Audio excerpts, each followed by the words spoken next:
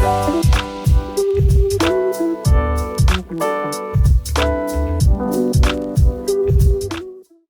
to GreenBiz Studio.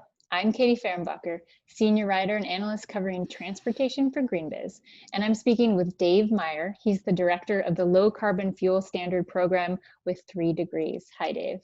Hey, Katie, how are you? I'm great. So tell us about what the Low Carbon Fuel Standard is and how has 3Degrees been helping clients leverage it? So the Low Carbon Fuel Standard is a program in California which is designed to reduce emissions associated with the transportation fuel pool here in the state. I like to think of it as being kind of complementary to, for example, a fuel efficiency standard, right? So in a fuel efficiency standard, we're concerned with, how many miles per gallon does this vehicle get, whereas the low carbon fuel standard is more concerned with how clean is the fuel that goes into that vehicle.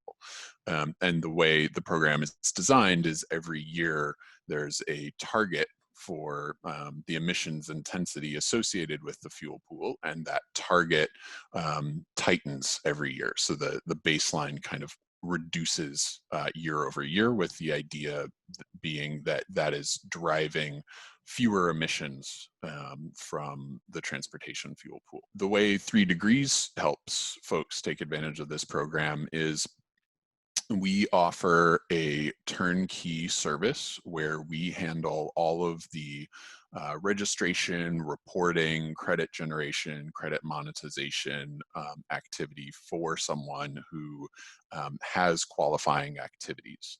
We do this because, there's a number of entities who qualify who may not even be aware that they have qualifying activities, right? I mean, you hear road transportation and you think, big trucks and cars and that kind of thing. But also there are carve outs for refrigerated trailers that are moving refrigerated goods over the road. Also ocean going vessels, forklifts, so a number of different areas where this applies. And a lot of those folks aren't necessarily big enough that it makes sense for them to handle this program themselves, right? I mean, it's a fair amount of administrative work. It's a complex regulation. You have to know who to talk to sell the credits. So it can be pretty unwieldy for someone who's not familiar with it. And we kind of take all of that on and help people access the program in a way that works for them. So why is this program important from a sustainability perspective? What is it doing? Yeah, so the biggest issue that a state like California faces is that the state has set very ambitious greenhouse gas reduction targets. And the reality is that transportation is the single largest contributor to greenhouse gas emissions in the state. So if we're going to be able to meet the targets generally that California has set, addressing the emissions coming from transportation is going to have to be a big part of that. I think it's roughly about 40% of the emissions total in the state of California come from the transportation fuel pool.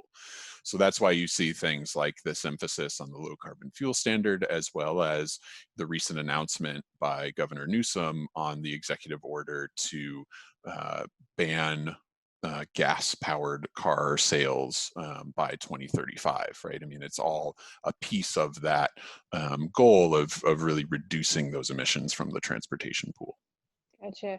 What kind of companies are increasingly using this program that you're working with? Yeah, so the majority of folks who are active under the low carbon fuel standard are kind of the conventional biofuel producers that you would think of, ethanol producers, biodiesel, increasingly renewable diesel. But the folks that we're helping under this program are kind of what I mentioned in the intro, folks who maybe have a small fleet of electric forklifts, or maybe they've installed some electric vehicle chargers at their corporate headquarters that their employees can use for charging their EVs that they drive to work. So folks who, again, the LCFS is not core to their business. They don't do enough LCFS volume for it really to make sense for them to bring that expertise in-house.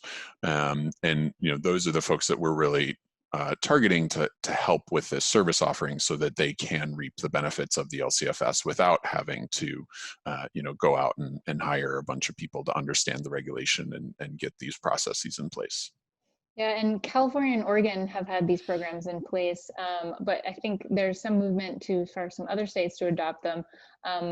What do you see in the future for LCFS across the U.S.? It certainly is a concept that is starting to take off. Washington State has had a couple of tries at getting a low carbon fuel standard implemented. So far, they haven't passed it, but it looks like Puget Sound specifically might take that up on its own. New York State introduced some legislation prior to kind of everything slowing down with COVID. So appears poised to be taking some pretty strong steps in that direction. And there are a number of other states who are in various stages of kind of evaluating a low carbon fuel standard. Colorado has undertaken a feasibility study on the subject. States like Minnesota and the Dakotas in the Midwest are starting to look at kind of a regional collaboration on something like this. And even at the federal level, there was a federal low carbon fuel standard that was proposed by the House Democrats as part of their climate change initiative. So it's certainly something that we would expect within the next 3 to 5 years, seeing more than a handful of additional states at least having their own LCFS-like programs. Interesting. All right, thank you so much, Dave. You just heard from Dave Meyer, who's the director of the Low Carbon Fuel Standard Program for 3Degrees. I'm Katie Fehrenbacher. Thanks for listening. Thanks, Katie.